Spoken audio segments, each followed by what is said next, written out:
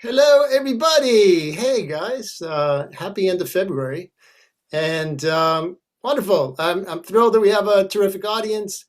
It's a really special night tonight. So, for everybody else who's outside enjoying the snow, the rain, or in California, the sunshine, I'm glad you guys are here. Plus, we have a terrific YouTube audience going on. And then anybody else who happens to be sharing it. I'm Todd Felderstein. And I got to tell you something. Next month, which is only a couple days away, March, it's our 1 year anniversary for Smartphone Theater. Amazingly, 1 year. That is 40 plus Fridays that we've done of plays and interviews and poetry. And it's probably around 45, 46, something like that. But yes, it's our anniversary, so birthday. So in the month of March, we actually have plays every Friday for the month of March. Plus, we're going to do some celebrating. So there's going to be a little extra special at the end of each play. So if you can make it in March, please make sure to join us because it's going to be something. I mean, 1 year, 1 year. It's remarkable. And then the last, we started on March 27th. So I think March 26th is a Friday. So we began with a play by Gina Costa, and March 26th will be another play by Gina Costa. So that is what's happening. So I hope you guys can make it. A few housekeeping things just to do. Remember, supporters, thank you guys as always. And if you could, if you haven't supported or want to continue to support us, go on to smartphonetheater.com. Press the support now, donate now, and help keep us alive. 1 year later, it's fantastic. Let's see what else. Calendars. We've got, as I said, we have lots of plays coming up. Our whole month of March is booked, and then after that, our strategy is actually to make us a little bigger and better, but less performances throughout we're going to try it. So we have a poetry show in early April. And then that's going to be for April Fool's Day, Feeling Foolish. And then we're probably just going to do 2 a month. So, but best thing to do is just check your calendar and then and it'll be good to go. So tonight we have an amazing director, Asaad Kelada. I'm just going to read you a few of his credits. He's very accomplished in the world of theater, but we're going to talk a lot of TV tonight. And these are some of the shows that he's been on the team of creating and done hundreds of, he has like 500 or 600 plus episodes of TV throughout his career. Who's the Boss? The Facts of Life, Family Ties, Sister Sister, Michael Richards Show, Married People, 2.5 Men, Everybody Loves Raymond, Dharma and Greg, WKRP in Cincinnati. There's so many more on top of that. So we're going to talk about all that stuff tonight. It's really going to be a lot of fun. And then as far as you guys asking questions, which I hope you do, we're going to break every so often. So what I'd like you guys to do is just raise your hand. There's a raise hand button somewhere. Just raise your hand. And like every 10, 15 minutes or so, I'm going to shut up and just leave it to you guys in the audience, or you guys can steal it from me, whatever's most appropriate and whatever works best. So to start this off, we have a little clip. We have a little clip reel that we're going to play. And so everybody just enjoy and sit back, and I'll see you in a sec.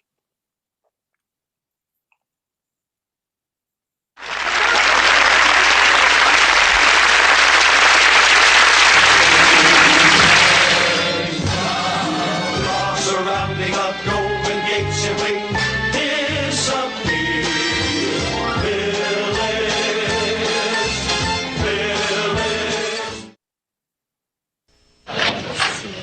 Howdy, everybody. Oh, hi. Did you get the blood test? We passed. Yeah. We both had some. Yeah. Hi, kiddo. Hi. You ready to go for your big birthday dinner? Not just yet. I think they're going to throw a little surprise birthday party for me. Oh, how do you know that? Well, you see that huddle over there? Yeah. Bet my cake's in the middle of it. You know that. I smell wax melting. Oh, This come from? I didn't write this. My scribe sister mentioned she reworked it a bit. No one reworks me. I'm an editor. You're the editor of a high school paper. This is college. Vive la différence. And what does that mean? You're in the French club. Figure it out. Let me tell you something, Toots. There's nothing you can do that I can't do better. Oh, really? Name it. I could throw a football farther than you. I could play chess better than you. I could outrun you. I could out-wrestle you. I can outbox you. Oh, yeah. Oh, yeah, I'm not afraid. Come on, right now. Get out those chess pieces. Set it up, Dad? Samantha, I heard what you said about me out there. What do you mean? I don't know what you're talking Sam. about. I didn't mean it. It just kinda happened. Yeah, well, you know, you can't be and you shouldn't be ashamed of who you are. I mean, if there's one thing your mother and I tried to teach you, that was it. I'm here, and I'm gonna make the most of it as I start my assault on the world record for marathon broadcasting. 20 days and 5 hours. Coming at you from the cloud cover, Cincinnati, is WKRP's Dr. Johnny Fever on the air, in the air. My. Oh, I have had an interesting day. I doubt you could top mine. Yeah, I wouldn't be so sure. A few hours ago, a colleague of mine, Officer Walbeck, gave me a ring and said he had just ticketed a vehicle belonging to one Louis Lundgren. The vehicle in question was allegedly parked illegally at the airport. Hey, that's you, Lou. That as women of the 90s, we are no longer going to let men define our identities, okay? Mom, guess what? Ice Tray gave me a new nickname. I'm Snow Cone because I'm cool and sweet. Come on, Snow Cone, let's take you next door and thaw some sense into you. And watch how I stick the landing.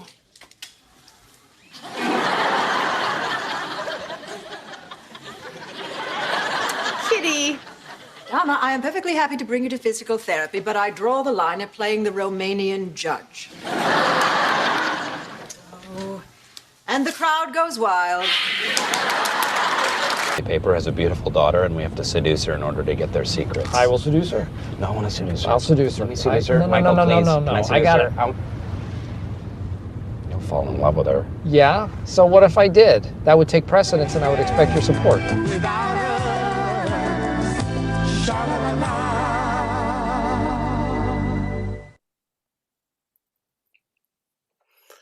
Hello, Asaad. Holy cow. Hello, Dad. It's so great. First of all, thank you for being here. And this is great. And, you know, one of the really fun things about doing this is because we've known each other, but now I get to know you better. And through all this research, holy Toledo, you've done a lot of episodes. It's amazing when you start at 6 years old. I know. What a prodigy. That's amazing. That was amazing. Well, let's talk about the beginning. So, you know, I was fortunate to talk with you the other day to learn a little bit more about your background. So, you know, coming from Cairo to Hollywood, you know, that line is not like this. The line is probably a little bit like this. And just so everybody in the audience knows, the music for the curtain, our curtain music, the reason why we had that is because I found out that Asaad used to be a singer. He was a child singer. And these were the songs that you would sing. Am I correct on this? Well, I was a little older than a child, but I started very young. Yes, I started at about 10 or 12 years old, and I self-taught. I picked up a guitar and started playing and singing. And it was the first time it introduced me to the experience of connecting with an audience. I didn't know what that meant. I just knew what it made me feel. And it grew from that to a very substantial kind of mini career before I came to the States. I was working a group of my cousin and 3 other guys, and we formed a group, a combo, and we were the first group to play Western music pop music in Egypt. And it started out by accident. Actually, it was during the Suez Canal crisis in the 50s. And we were all locked up at home because there was a war going on. And we had some musical instruments around, and we just started playing and goofing around. And to pass the time, everything was stopped. And then a friend told us about an album that he found, and that we should really hear it and try to play the music. That album, it was during curfew, somebody ran out and brought it back, and we had to give it back to the owner. And it was the the older members of the audience tonight may recognize, it was an album of Bill Haley and the Comets, rock and roll. We had never heard that before. Nobody has ever heard that before. We started playing it and we learned the music. We did covers of all 13 numbers on the album, and we started playing in public, and it just started to grow and grow. And then eventually the repertoire grew well beyond all of that, and we started playing just Western music, pop music, French, Italian. We were all multilingual, Latin music, and it became the top kind of nighttime entertainment combo in the country for the next 4 years. And when I left Egypt, it was at its peak. And it was one of the difficult decisions I had to make, to give all that up, because it was a heady time for a teenager to be doing all of that. And I ended up acting in a couple of films and so forth. So anyway, the circumstances were that I decided to move on, and I came to the States, but that was the beginning. And I must tell you, playing that, the opening songs, those numbers that you played while the audience was coming in today, it just was an instantaneous flashback. Good. That's the whole point. Put your head on my shoulder. That's right. Well, two things. I don't want to harp on this, but my question is that were you, so first of all, I love that this started almost during a pandemic kind of time, like smartphone theater. You never know what's going to germinate. The question is that there's an emotional, as a performer, you have an emotional connection with the audience, an emotional connection with your music, and then an emotional connection with your audience. I'm going to say that relationship has translated into your directing, because you've chosen theater and you've chosen, live TV for the most. I mean, TV with an audience, sitcom with TV as an audience. So there's an automatic reaction. Do you find that there's that direct? I'll tell you, that is very insightful of you, because the one thing that has been consistent throughout for me, it has been the relationship between who I am, what I want to send out, and an audience. I remember trying to figure out, what will I have as a major, when I was trying to think of, if I'm going to travel, do my graduate work, what is it? The music was wonderful. I loved it. I love music. I love singing. It still plays a big important part in all the work I do. Music is always there. Rhythms are in my ear, all of that. But the one thing that I remember talking about is that I wanted to be in touch with an audience. I needed to have that contact. I didn't know how it was going to manifest itself. I'm a self-taught musician. I'm not a great musician. It was a hobby. It's a hobby that grew into something that was wonderful for a teenager growing up, and all the recognition and all of that. But the charge that it gave me was, it opened the door to that experience that I may be able to affect people outside of myself by something that I can do, or something that I can send out. So it has been the through line. And the thing that I think is of interest, or good to take note of, is that we don't know how the process will go. We don't know where this trip is going to take us. Sure. And circumstances come and events happen and whatever. And if there is a clear sense of what the larger intention is or what the larger prize is, somehow things dovetail. And I would have never, ever imagined that I would be directing television one of these days, let alone television comedy in the United States of America. Right. And yet when I look back, it makes sense. One thing led to the other, and it's all connected. It's all about, as a director, you know what that is. You sit, you work on a piece of material, and then the ultimate goal is that this will come to life and it will reach an audience we cannot even see, and hopefully will make a difference in their lives. Right. So I want to remind the audience, if you go to the bottom of your screen, you have the raise hand or you have Q&A. You could do either one, and I will get you. So one more question in that regard. So you're going from Egypt to Yale Drama School to Hollywood. That's all over the place. How much of that was intentional? How much was a happy accident?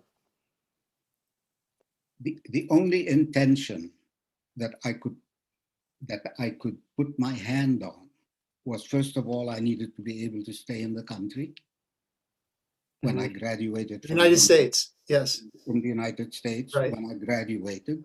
Mm-hmm. And then I needed to find out what am I going to do with everything I'm beginning to learn, and this need to keep exploring, finding things out, expressing myself. That was the main thing. How do I make myself known? Not becoming known, but make myself known. I mean, I remember singing a Paul Anka song or whatever. I was pouring myself into it. And when I was doing a play or directing a play, it's the same dynamic with a different language, with a different terminology, and hopefully a vocabulary. Now, are you talking about how do you get your voice heard, your voice as a director?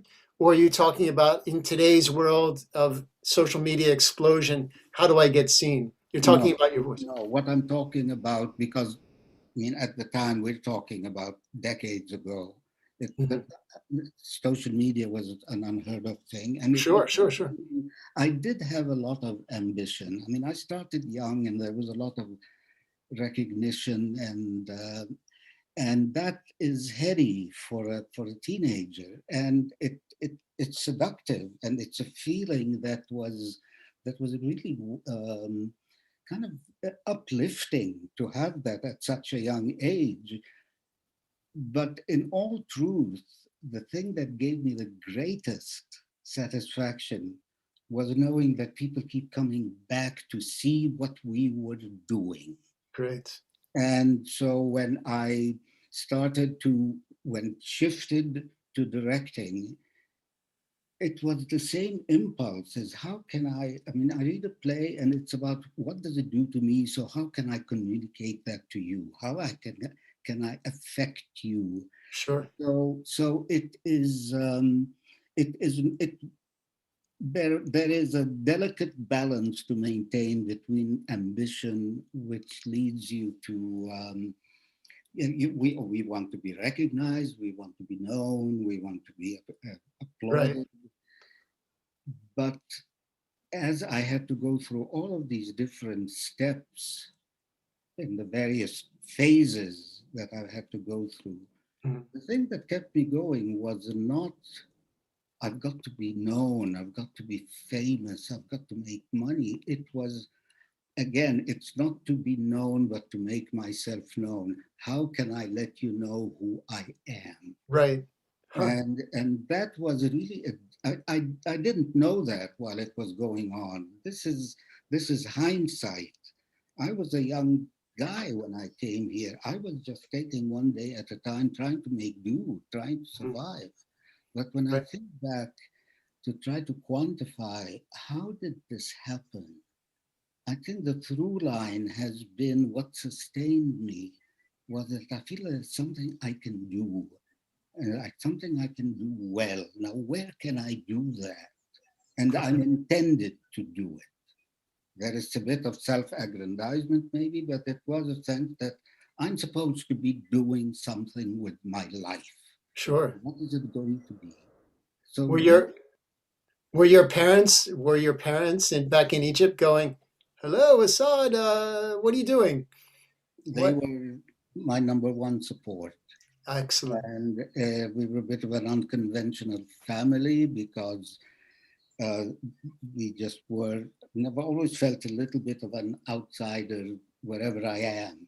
Right. Because my parents had, they thought in terms of the world, not in terms of boundaries or barriers. And so we grew up with our home filled with people from all over the world. And there was a sense of, there are no, you're a citizen of the world. Fantastic. So how can you parlay that? How can you carry yourself through whatever is out there? So my parents were very supportive of everything I did, everything we all did, and they were criticized for it. I remember they were, how can you let your 17-year-old, 18-year-old son, he's working in a cabaret, a nightclub? How can he do that? They couldn't care less because it was wholesome. It was a hobby that was growing, and they supported it. They supported all of me and all of my siblings the same way. That's great. You've got a question from Michael Kavanaugh. So Michael, go ahead. Good afternoon or good evening. I'm curious about when you began singing that great music. Did you sing in English or did you sing in Egyptian? I sang in English. We were the first band to play Western music. Yes. How did you learn English? Did you know it previously? I went to an English school from the age of 4, and I spoke English fluently from my childhood. We all did at home. So we spoke Arabic and English at home. So that came naturally. When I say that we all felt a bit of an outsider, is that there was this sense of just kind of moving to a slightly different drumbeat than the rest of my peers and my siblings' peers and so forth. And part of it was the activities we were doing. And my father and mother were determined that we would get a world education or a broad education and a broad awareness of life at large, and yet at the same time very rooted in the identity of being born and raised in Egypt. So were all your other band members, did they speak English as well? I'm sorry? The other members in your band, did they speak English as well? Well, we all played music. We spoke English, French, Italian, and I mean, we did it. I didn't speak Italian then. I spoke a little bit of French, but we all sang in all these languages and we learned them phonetically. I mean, so you sang Rock Around the Clock in French? No, I sang Rock Around the Clock in English, but my French partner sang something else in French. All right. Fantastic. Michael, thank you. I want to let everybody know that we will absolutely get to your questions and to everybody who's typing them in as well in the Q&A. So just hang in there, stick around, and we'll get to your questions. I know in the world of TV directing, and I know you have an extensive theater background as well, but I want to jump into TV. In the world of TV directing, there's something called shadowing directors. And I think through a conversation you and I had a long time ago, you mentioned that you shadowed. Can you talk about that a little bit and how that happened? Well, when I moved to Los Angeles, I was still a theater director in my mind. That's what I was going to do. I just moved here to become a full-time director as opposed to teaching and directing, which is what I did after I left Yale. I came to Los Angeles, there was nothing to do. I mean, there was no work. I didn't want to go back to teaching because I left teaching in order to become a full-time director. Mm-hmm. So I was advised that the closest thing, if I wanted to branch out into television or film, was to consider multiple camera television, because it's the closest thing to theater. It is filmed in front of an audience. It is rehearsed like a play, and you just do a new play a week. So there were two production companies at the time. There was MTM, the Mary Tyler Moore Company, and then the Tandem Productions, which is Norman Lear's production. And I knew a couple of actors I had worked with who were doing shows at MTM, so they kind of got me through the door. And they said, I talked to people there, and they said, yes, you can come in, you can sit in the bleachers, and you can watch. No guarantees of any kind beyond that, and do not expect this to lead to anything. You want to come in, come sit and learn. So I had a lot to learn because my background was all in theater. I didn't know cameras, I didn't know television. Sure. So I did that. I went to NTM and I started to kind of go from set to set and watch other directors working and talk to people and try to learn. I went through one season, nothing happened. And then I started another season. This time now I focused on one show so that I could get to know the people a little bit more intimately. And that show was Rhoda, starring Valerie Harper. And so I kind of took residence on the bleachers, in the bleachers on that show. And I went through that season. I met everybody. They knew me. They talked to me. Every time at the end of the season, I'd say, is there anything that could happen? Whatever. Yeah, maybe. And I was learning as much as I could.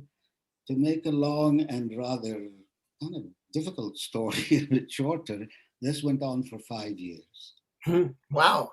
I observed at MTM for 5 full seasons before I got my first episode.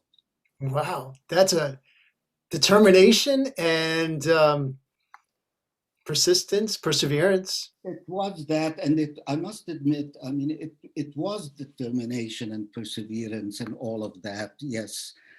But it was very, very difficult from one perspective, in that the longer I spent there, the harder it was to pull out. Because there has to be something that I can show for this investment of life, for the investment of my time. And it wasn't that I just wanted to be a television director. It isn't. I was watching them doing plays every week. I didn't. They would do, and I said, I can do that. And I said, no, you're not doing it right. The director I would watch, no, that's not the way. And this went on, and the deeper the investment went, the harder it was to pull out. And I don't quit. I don't give up. I just feel that if it's something that is worth having taken a step into in the first place, anything worth doing is worth fighting for.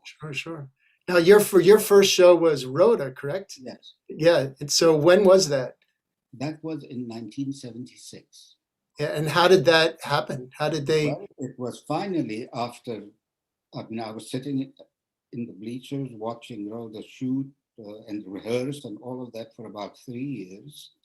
And I was talking to the producers all the time and to Valerie. And then I ended up directing Valerie and an wonderful character actor named Anthony Zerbe. We did a play at the Seattle Rep, one season, and she asked me to direct the play by Leonard Melfi. And so I thought that, well, this is going to open the doors. This will be then, it was the third season. By the fourth season, she said, yeah, it looks possible. Nothing happened. And so, and then finally, I think they, everybody knew me. I was right. Yes. So I have this one question for you. So with that in mind, and here you are, you've been on set in the bleachers, as you say, for, on and off for 5 years, more on than 5 years. Mm-hmm. So you now get an episode, you now get a Rhoda. You walk on the set now as the director of that episode. What did your cast and your crew, how do they respond? Okay, first of all, there is no terror that can match the terror that I felt that night, because 5 years were condensed into 1 week. Hmm. Based on that 1 week, it either will move forward or the door will slam. And Right, if it's slammed, it's much harder to reopen it. right. I remember, but during that whole time, I was doing homework. I mean, I wasn't just sitting, I was learning. Sure, I sure. was going to be ready, I was going to be prepared. The frustration was that there's only so much I could learn by watching. I needed to make my own mistakes. I remember getting ready for when I finally got the call that I was going to be doing episode such and such. First of all, I had to find a wardrobe. I had what am I going to wear? So I went shopping and I bought a whole set or whatever. The most frightening moment for me was the read through, the table read of the script, because you go into a room and it is packed with people. Right. I mean, I saw that happening, but I was observing, I was safe. Now I was in the room, network people, production company people, the Right. cast, writers, 10 or 12 writers, but everybody. So, and then you walk into that room and I was in charge of the room. Right, right, So right. that was the most frightening thing. Then once we went down to the stage to rehearse, I was rehearsing a play. That's great. It just fell down until 5 days later, which was shooting night, and walking in, and then the army of technicians and the cameras and all of that, the terror built up again. And I remember that one night, it's something that remained with me from that point on throughout every show that I directed.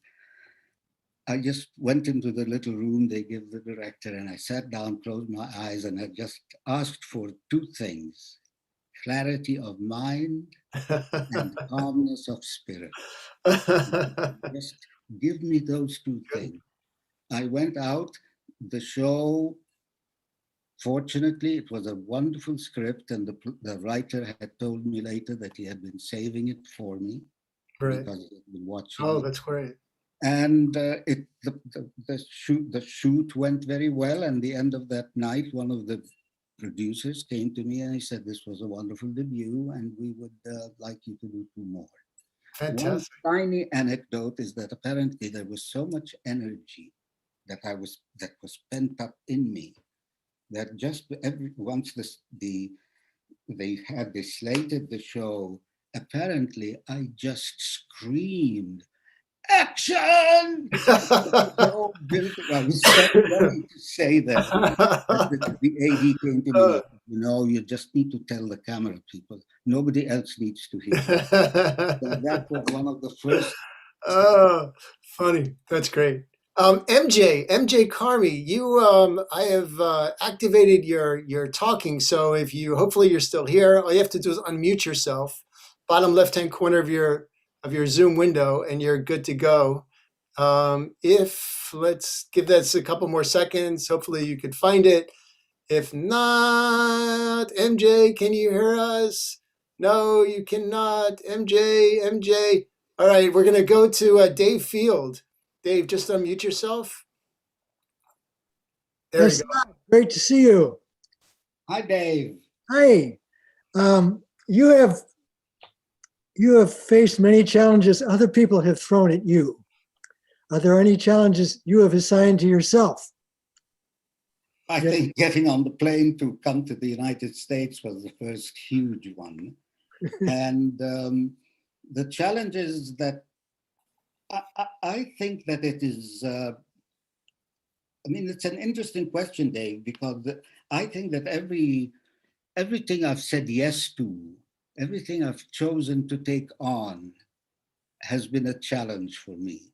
because it's always felt that it was something that I needed to again demonstrate, carry out those very high standards that I set for myself. It's not enough to just have it be good. It needs to really make an impact that it would, whoever is receiving it is going to remember it and affect it. So I hope that answers your question, but the challenges I set for myself was not to stop where I am, that it is a step in a continuum. And the continuum is that there is more for me to learn, there is more for me to do, there is more for me to achieve. That's what I was getting at, yeah. Yeah. Thank you, Dave. Asaad, so my question is that, so you get your opportunity, you get a shot, and you obviously hit a home run, or at least you get a good solid triple. People really enjoy what you're doing, and now you're on a list. So people start calling you. Does that happen? What is that momentum like? They didn't call. They didn't call, Todd. So tell me. I thought I had Los Angeles in my. I grabbed it now. It's in the pocket. I got two more episodes of Rhoda that night, and then you showed a clip from Phyllis. My second episode ever was a Phyllis episode called Mother Dexter's Wedding, which was a very large episode.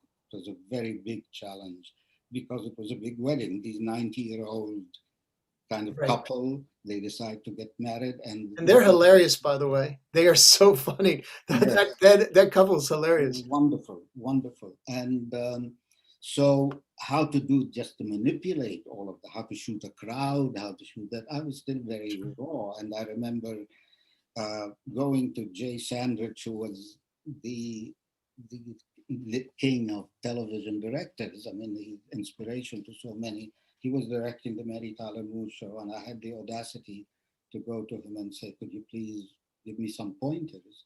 And he put down his sandwich at lunch and walked to the stage and said, you try this, try that, try that. So these were the first episodes. And I said, okay, it's a home run from now on. And then it just dried up completely. Stopped. It stopped. And that is, I think that is what's important for maybe all of us to know, that it is a cumulative process. It is building blocks. And so what I had to learn very strenuously over time is just think about this, not the fact that it's going to be a step to the next one. Because the only thing that might lead to the next one is that this is the best job that I could do. And so if I'm split between, am I networking, am I leaving a good impression? I never knew how to do that. Right. But it was stop and go for the next kind of maybe year and a half. And I remember going to my agent. Finally, I had an agent because I couldn't get one until I got my first show. I had to get that on my own. Sure. And I told him, and I said, what is going on? And he said, oh, don't worry. One day you'll be doing 20 episodes a year. I said, Bob, I don't want 20 episodes. Can I get 3 or 4 next year so I can just keep moving? And then it opened up when I started getting residency on continuing as a resident director. Sure. And the first long-running series I directed was The Facts of Life. And so I had a foundation then, and then it picked up, and I have been very, very lucky. There are lots of people who are very good at doing what I do and what I did, and talented, whatever. Some of it is luck and some of it is just hard work, and I have had both. Wonderful. Well, I know that you directed the pilot of Family Ties, correct? Yeah. And pilots are, correct me if I'm wrong, they're sort of holy grail in the in the TV world?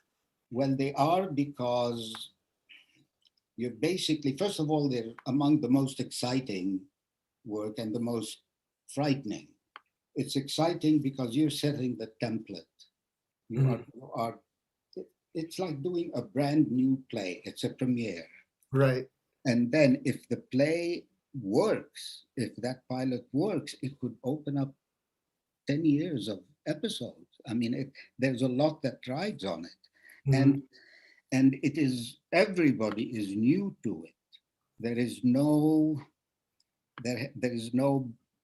kind of backstory when you're going as a guest director. The show is on the road. You are setting the template. Right. So yeah, a pilot is a very coveted thing. And I had worked with Gary David Goldberg, who created Family Ties, on the Tony Randall Show. He and Hugh Wilson, who created WKRP in Cincinnati, were the co-producers of the Tony Randall Show. And so I met both of them. And as a result of that, I ended up working with Gary on Family Ties. And as a result of that, I ended up working with Hugh Wilson on WKRP. Got it. So again, one thing leads to the other.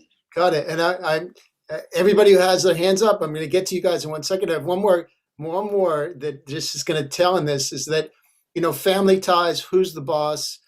Among, I chose some of those clips because I wanted to show that you were, Bryan Cranston, Michael J. Fox, Alyssa Milano.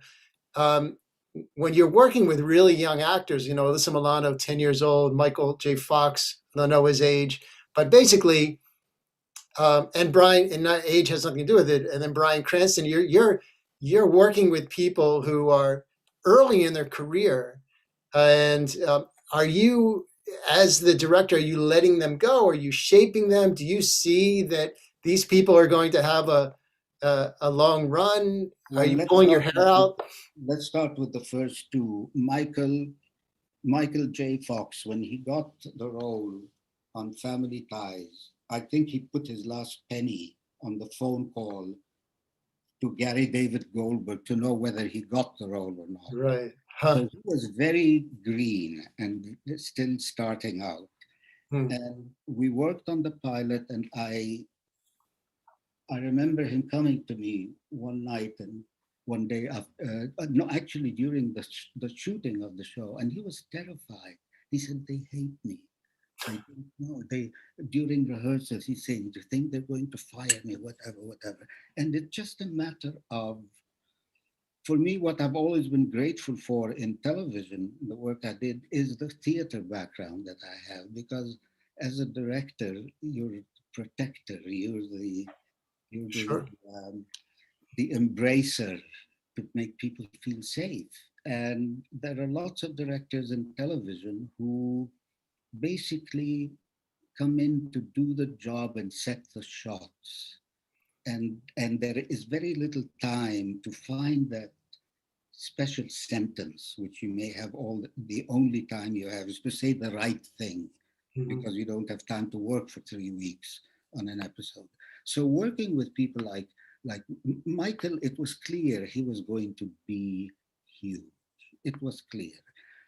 When the night we shot the pilot, by the end of the shoot, every time he made an entrance, the audience went wild. And the series was not supposed to be, when Gary wrote the pilot, it was not about the children. It was not about Alex P. Keaton. It was about the parents, hippie parents, which is Gary and his partner, Diana, and their conservative son. But Michael, by force of talent, by sheer force of personality, emerged, and he was unstoppable. And it was clear to see. And with Alyssa and with the Facts of Life, and with the Facts of Life, I was working with these young girls, and they were young, they were children, they were 9, 10, 12, whatever. And it was a combination of being a father figure and guiding them and kind of affecting them, hopefully having an impact on them as people and as actors. that there is some kind of enhancement of the actual craft and what they're doing, and to keep it in balance, that they're also young people, human beings with families, and that's what we all are when it Right. comes down to Gina Costa. Gina Acosta. Hello, gentlemen. Can you hear me? Yes. Well, I just have to say this is an absolute treat to have Asaad to ourselves this evening. So thank you, Todd, for hosting this. Thank you, Asaad, for being here.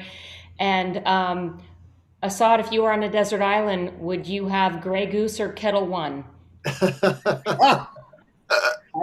On Kettle One, Gina, I don't know what to do. Of course, sir. Well, I just have to say that we have a big conversation to have very, very soon. I have a script to show you, and I cannot thank you enough for everything, all the time that we've spent together. And boy, you have walked me off a ledge more than a few times. And I can't wait to see more ledges that you're going to walk me off of. Thank you, Gina. So again, thank you both for being here tonight. And Asaad, love you so much. And what a joy to hear you this evening. So Thanks, Gina. big kisses and hellos. And to you. Thanks, Gina. So Asaad, I am, let me press a quick button here. So I have a very good friend of mine who has worked with you in the past, and she was a script super back in your day. Winnie Holmes, Juanesta Holmes, remember when? So Winnie is tuned in. She and I go back 30 plus years. It's absolutely amazing. And Winnie is now she had her first directing opportunity in sitcom world, I think last year. So her ascent is now going through the roof. Well deserved. And she writes a note that says, your comment about connecting with the audience is so important in the sitcom world. As a new director today, that element has been taken away in this new world of COVID. The audience has become the people on the set, which sometimes brings a different energy. How would you help your actors today who feed on that live audience energy? If the audience is there, you mean? No, so basically in the COVID world, they're not allowing live audiences in. So so the laughter and that input that you're getting is coming only from your crew. It is very hard, and that is why directing single camera comedy I find very challenging, because you have to anticipate provide your own sense of humor. I would just keep reminding your cast, first of all, to know they're not playing for the laugh. They're not playing to get that check, as I would see writers do when they come to run-throughs. We have 4 laughs on page 7. We need another laugh because we need 5. Right. Remind them, because they're not hearing laughter, remind them what the play is about. Remind them what it is that you found humorous, what cracked you up during rehearsal, what the surprise elements are, and to keep playing the truth of the play, and that will feed them. They play off of each other, and to keep their dynamics in terms of the contact with one another, listening to one another, but playing the truth of the play. It is a disadvantage in a way for me. I mean, we do sometimes shoot shows without an audience and then have the audience come for the second taping. And it's very hard. It's hard for the actors when you're waiting for that laugh. But I would suggest strongly not to try to play for the laugh. This is where they would laugh. They would laugh if the situation, not the calm part, but the sit part is strong. If they're playing the scene, the laugh will come. And what you say is so interesting is I don't know if it's still called a teleplay, a script. I don't know if it's still called a teleplay.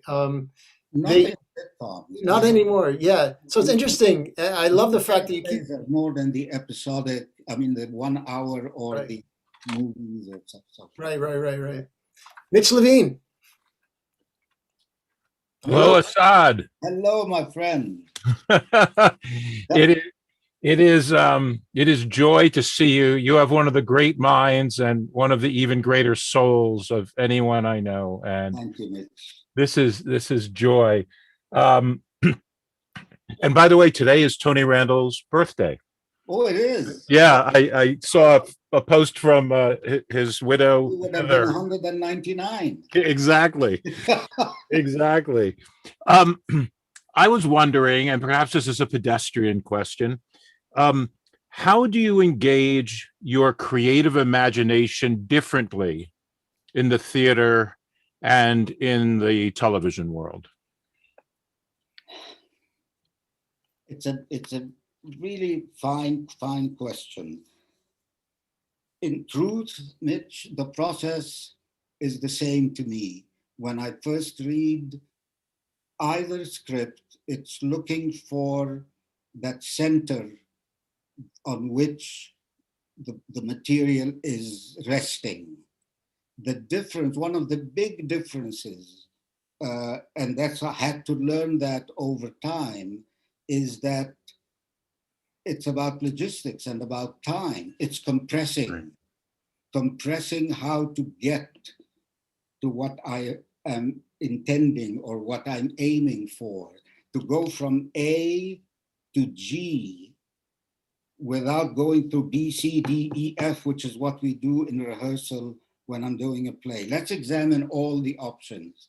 And so it is a matter of building trust in my own judgment and be willing to, and have to make choices, have to make quicker choices, that it is not as much, let's examine all the possibilities. I try to do as much examining on my own and then go in with a range of options in my head and then see what happens in rehearsal. But it's just, the process for me has always been the same. And we would have the read through of every episode. And after everybody gave notes, the network or whatever it is, then they would turn to me and they'd say, well, what do you think? Because for me, it would always be, well, what's this episode really about? And why do we have scene C? Because it has nothing to do with the scene that came before it. Sure.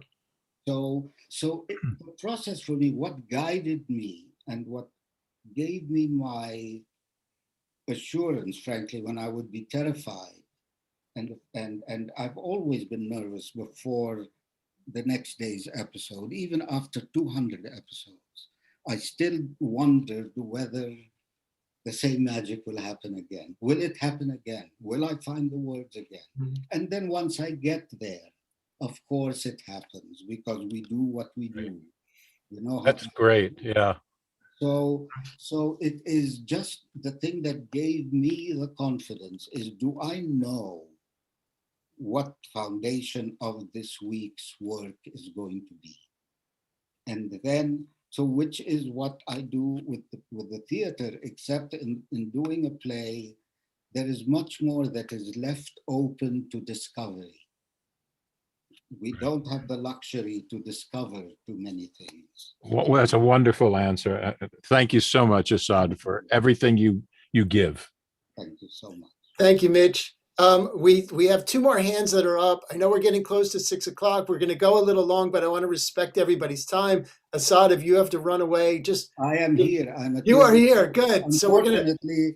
The phone hasn't been ringing. Good. So we're gonna go a couple minutes longer. I want to sort of piggyback on Mitch's question, and you directed 100 plus episodes of Who's the Boss, and basically you're working with the same cast week after week for 8 years, I believe. By the time you get to I would assume season 3, probably less than that, everybody has their characters. You're not really talking character at this point. So by the time you get to season 8, are you there? What kind of discoveries are you making as a director? Every episode is a new story. It's a new story. The choices are for this week's episode. It's not Tony wouldn't do that because Tony's background is this or that. It's what are the choices do we make with this story, knowing who we are, Great. knowing who these characters are. And I think that I've seen during the years of observing and shadowing, as you put it. And then since then, I've seen directors who stumble with that because you really don't know what persona you're supposed to come in with. Do I come in as the director? I have to kind of plant my flag and this is my turf, or do I go in to please everybody or whatever? It becomes very hard. You don't tell the actors who've been doing this role for so long, they know it better than I do. But they don't know what choices to make for this story, for this week's episode. And this is where I can make my mark, that I contribute to the telling of this story, not how I can change this character to do something that he or she has never done before. It will not happen, first of all. Right. And it does a disservice to the series. This is the continuing series of Tony and Angela and this and that. So you're coming in to serve that. And this I had to learn over time. I see. That balance. How much of, you're not an auteur when you're doing sitcoms. You're not going in to establish the new camera angle and the new take on the relationship between Tony and Angela. What you're doing is how do Tony and Angela deal with this situation that's been written to us this week so that we can make it the fullest, the funniest, the most moving, if there's a moving moment, and the most alive. And that's where the homework comes in. That's where, again, to answer Mitch's question a little further is, I mean, I pored over each of these episodes a long time until I cracked the nut. And I remember I would talk with this with Jimmy Burrows, who's my best friend, and he's at the top of the heap right now. Sure. And he would say, why are you doing all this work? What are you doing? I mean, I say, I have to do that. I have to know what it's about. Right. Right. Anyway. Caitlin, you're on. Yeah, hi, Asaad. It's Caitlin. It's so wonderful to see Hello. you and your sparkling eyes. And I feel so grateful to be here, and I'm learning so much. And my question is kind of piggybacking off of Mitch's and something that you actually just mentioned, and the difference between theatrical directing and TV and film is you have a camera. Is there something in the directorial process that involves the camera that you Well, there is certainly in the staging that has to be taken into account, and it's also a delicate balance because I've seen directors who come in and when I was learning and whatever, and I knew that they were rehearsing, they were staging the show, the scene for a 2-shot against a single, and this is the master and whatever, but it was because it makes it easier to shoot and you get the clean shot. So it's doing it backwards is that you plan the shots and then you try to fill it with content. But there are rules that I had to learn of staging for the camera. There are certain directives. Masters have to be more compact so that you don't have you can't shoot 2 people standing on opposite sides of the room if you want to get a tie-in shot with the 2 of them, unless you go to the extreme angle or whatever. So this is something that came over time.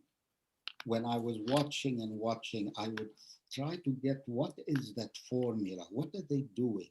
The middle camera is always the master camera and the side cameras are the close-ups. And then I would see the middle camera doing something else. And I would talk to the camera coordinator or whatever and try to get an answer. And he'd say, yes, there are rules and they are rules to be broken. So you can have, if you know what you're doing, if you have the vocabulary. So the middle camera can be a close-up that you go with somebody, and then it widens up and it becomes a master. And you begin to develop a fluency with that. But for me, the scenes that have always been the easiest to shoot were the scenes that were alive, that were staged, where the relationships and what the story of the scene is about is there, then you know how to shoot it because your eye automatically goes to where you're supposed to be looking. That's what the theater teaches us. Right. So I totally understand everything that you just said, but I'm wondering, did you actually, so then you did direct the camera crew as well, or do you? Of course. Oh, yes. Of course. I mean, there is one day, the fourth day of rehearsal, usually, is camera blocking day. And that is when the cameras come in. And when I was starting to observe, it was the most terrifying day because we were in a compact rehearsal. And I said, I can do that. I know how to talk to actors. I can do it. And then day 4, the stage was filled with over 100 people. And they all had questions and they all had things to do. But that day, each camera is given its assignments. And that is planned beforehand, or you do it on the spot, but very, very precise and specific. Wow. Every camera has its assignment. Yeah, great. Sometimes what would happen is in the middle of a shoot, there would be a rewrite, and you have to restage the scene to accommodate a few line changes. And with the accommodating the staging, you have to replan the camera shots. And that has to be done while the audience is sitting within a matter of a minute or 2. Wow. So fantastic. all of this it becomes a vocabulary that is acquired over time. And again, the main thing is what has always I've been grateful for is what has always kind of come to my rescue is what is it that I want to be saying here? Sure. So that is why, let's put the camera there. Not, I have to make sure I can cover it. So we need to have a master or we need to have a close-up. No, we don't need to have a master. I need to know what's happening in this moment. Sure. Which is direct. Thank you, Caitlin. Which is direct from theater. You know, what is this play about? What am I trying to say? What is the playwright trying to? Let me ask you. Did you, when you started, and you were doing 3-camera, was that 3-camera film? It was 3-camera film, 35 millimeter film. Yes. And then I did a series with Gary Goldberg that was called The Last Resort because of the scope of the series, and it was 4 huge sets. We added a 4th camera, and it was one of the first series that used 4 instead of 3. Taxi always used 4th because it's so huge. So it was 3 or 4, but then video came in. Yeah, exactly. What show did you transition to And tape? that was another transition that I had to make because at that point, Asaad Kelada is a film director. He cannot sit in the booth. He doesn't know videotape. So there was a whole new proving process, even though I had done a few series before that. Right. And the video came in and then it went back to camera again, and now it's digital. So all of these things require you kind of flow with it and you learn the new techniques. When you were doing film, and I'm assuming, did you have shorter takes because your load could only do limited by, I think the longest scene we could have was 6 or 7 minutes because you had to reload. Right. And what then you went to. And what was difficult with film is there was no video assist or anything when we began. So the scary thing is we shoot the scene, and then after each scene, the director goes to each cameraman or camera person. They were mainly men, unfortunately. I hope there are more persons now. And you say, did you get everything? when you Right. have everything. And they say, yeah, I think, we're okay. Okay, let's move on. And Right. then you go to editing the next day Right. and you see this guy said everything is okay, and the camera's on the door for the entrance, and just before the character comes in, the camera moves. Right. And so, why did you do that? And so it was touch and go. Now it's all clear Right. because there are video assists, and you know what you're getting. Right. I believe Jerry Lewis created the video assist. I think so. Yes. Yeah. He introduced it. All right, Sandra, you're on. Oh, Asaad, my Baby Sam. you know, I think I'm your second biggest fan, forever and ever and ever. You know, Thank you. Mwah, I love you, and I'm so thrilled, Todd. Honestly, this is really one of the best interviews. Oh, thanks. Asaad do.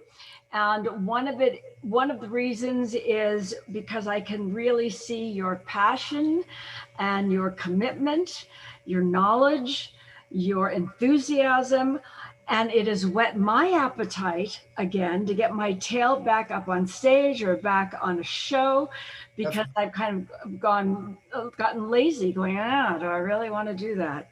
So that's a huge plus of tonight's smartphone theater for me. And also, one of the things that I think is interesting, that a lot of you are talking about the directing process from a director or not a cast member, director's point of view, a technical point of view. But for my experience with you, Asaad, one of the blessings of being an actor and working with you is because you are so knowledgeable about not only the piece, you know your vision for the project, but you also know your vision and can collaborate with the actors.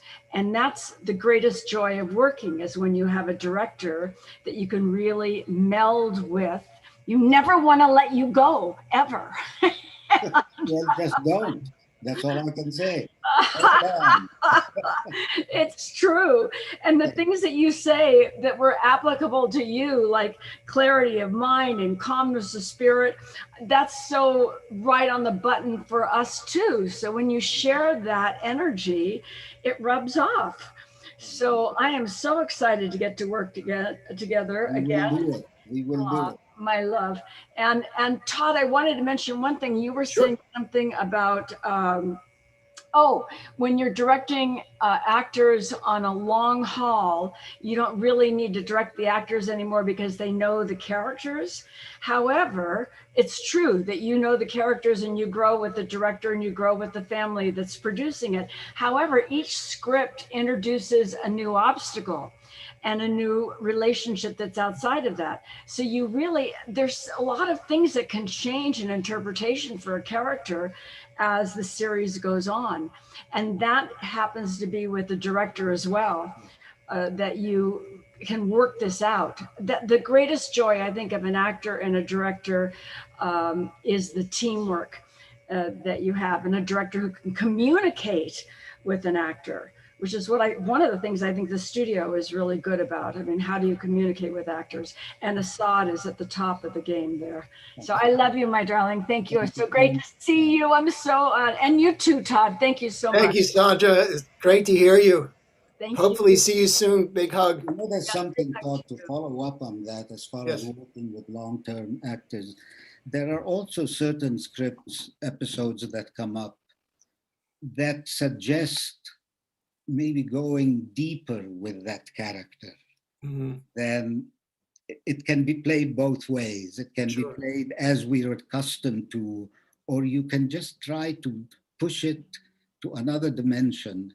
And that sometimes becomes kind of like a new shot of adrenaline to a series, because it just introduces another aspect, another facet of a character that we know well, but then you see something beyond what you Well, along those lines, like I love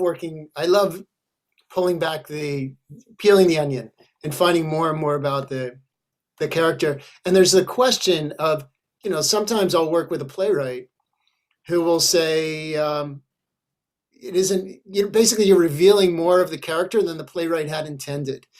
Do you find that, does that happen in television as well? Do you pull that back? I think that is what, whether it's admitted openly or whether it is just a subconscious thing, but I think that's what all writers, when they come down for a run through in a television episode, they're hoping, first of all, their first hope is that the script has not been ruined, that the director has not somehow tried to do something that it was not apropos. But the moment when you feel you've made a contribution is when you brought something to what they have toiled over for all night long the night before, and you brought something that surprised them. Mm-hmm. They did not expect, the writers did not expect this take on that line, or a bit of business that illuminated a moment, or not going for the laugh, but going for something else that made the next moment funnier. Right. So I have, I mean, there haven't been many television writers who said, you've showed me more than I have written or whatever. But when they're pleased, it's because the material was brought to life. But that is what I think the job description is for all of us. Sure. Who want to lay claim on the title of director, is that we are throwing light on some dark corners in the script or some unlit corners. And you bring your own sensibilities to it. And pretentious as it may sound, I think that applies to sitcoms as well. I'm sorry. I mean, Jim Burrows again once told me that the sitcom director is the lowliest person on the totem pole in television, which very often is true. And I suffered from that for a while. I mean, I was doing all of this, I'm very successful, thank God, and I'm very lucky and all of that. But occasionally people would say, well, why don't you go out and do something really important? Like, why don't you do a movie? Or why don't you do that? And I could never understand that. And truthfully, there were some directors who would come to observe me. Of course. Who also kind of looked down on the work. They did not come to learn. They did not come to shadow. Some of them were giving me notes, believe it or not, in the booth. And they didn't show up again. They didn't come. It's all a matter of what is your overall, what's the prize at the end when your eyes eye on? What do you want to do? What is this all about? Right. Well, TV is such an influential medium. One, I mean, if you think about TV, your people are allowing you into their home, daily. So there's a relationship. There's a very, very strong relationship. And we're going to get to Lisa Richards in 1 second. But I just want to ask, the people that you've developed shows with through the years, Jim Burrows, I think James L. Brooks. Jim is he was my roommate at Yale. Oh, fantastic. Oh, great. Decades. And we both kind of started a bit before me. Mm-hmm. And so we've kind of we have a long history together. Great. Well, James L. Brooks, Chuck Lorre, these are guys who have created multiple shows with an enormous amount of success. And do they, and your relationship with them, do they ever look back and say, look at really how they've shaped TV? Or because there just seems to be this incredible forward momentum. So is there ever a moment where people look back and go, yeah, we've done a lot, or is it just what can we do next? How can we tell this story? No, the really heavyweight talents like Gary Goldberg and Chuck Lorre and people like that who really they do make a contribution, and the shows that they do, I mean, it's a matter of taste. Some people may like them, some may not, but more do like them than not. they're trying to say something. Mhm. I mean, when Chuck Lorre created Dharma and Greg, we talked about that a bit. He had just come off a couple of really difficult experiences with Roseanne and I think it was Grace Under Fire or whatever, where the set was unhappy. Sure. And I remember we talked once, and he said he was determined to create a show about well-being. That's why it was Dharma. Right. Dharma and Greg. Beautiful. And going to be a hippie where she sees peace and love and whatever and everything. And the conflict comes from that. He did Mike and Molly, about a show about people who may have a different physical body image. Sure. How do you make them come into your home every week and you love them and don't know? We know what happened to Melissa McCarthy and to the Cardell, and so they do have. Yeah, I think there is an awareness of the impact that they are exercising. There are a lot of other writers who just are trying to get a hit going and let's write a series of jokes and whatever, and that's fine. There's a lot of room for that as well. But those goals, I mean, people like the ones you've mentioned, I think they have a higher bar that they set for themselves in what they're creating. Right. Lisa Richards. Lisa, are you still here? I'm hoping so. Lisa, I've activated you. You just need to unmute yourself. There we go. Hi, Lisa. Hi, Todd and Asaad. This was a wonderful interview. And I was thinking of story, and Asaad, you have done such a tremendous amount of work. But this particular evening was gone into, there was such a depth and such an articulate knowledge of what you have gone through. I just wonder whether you're going to do something else and write an autobiography. Well, interesting you mention it, because I'm in the middle of that. I am writing right now, and it is a very, very, very long gestating project that started eons ago, and I never really took it seriously, but I am right now. I just connected with an editor, and I am doing it right now. I just want to share my story such as it is, and maybe it can shed some light to other people going through similar analogous experiences, and just what I was able to learn as much as I could from what my life has provided me with and exposed me to. So I am doing it right now, and interesting you would mention it. That's great. I look forward to it, Asaad. Well, thank you. I will then get going and do it before it's too late. We all do. All right. So thank you, Lisa. So we've gone over, but so what? That's okay.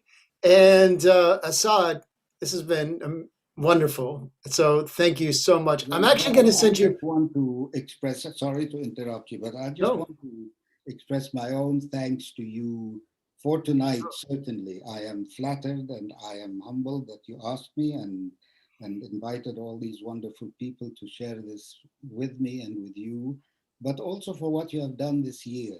You have provided an extraordinary outlet for everybody we've all been hungry for a place again to be seen and heard and connect. And you have also kept raising the bar for it constantly. So thank you for that, and congratulations for thank you, your accomplishment. Happy anniversary. Thank you very much. Thank you. It's been a pleasure, and tonight was a joy. And you know, I have a lot of hunger, and you've certainly fed me quite a bit. It probably made me even hungrier. So it was wonderful. It was absolutely wonderful. Asaad, I'm actually going to send you a quick, when we wrap up, check your email. I'm going to send you another link just so we could say a few final words with an audience. And to everybody, thank you all for being with us and for giving your attention. Yeah, to everybody in the audience, thank you guys. Next week we have a play by Will Manis. And remember to support us online, smartphonetheater.com. And March is a big month. It's our anniversary again. So happy birthday us and happy birthday to the audience. Thank you guys so much. So we'll see you next week. Asaad, thank you again so very much. And remember, we also record everything. So you'll be able to find it online on smartphonetheater.com as well. Sometime the weekend, probably Saturday or Sunday. Okay. So thank you guys. We'll see you next week. Asaad, thank you again. I'm going to send you a quick link.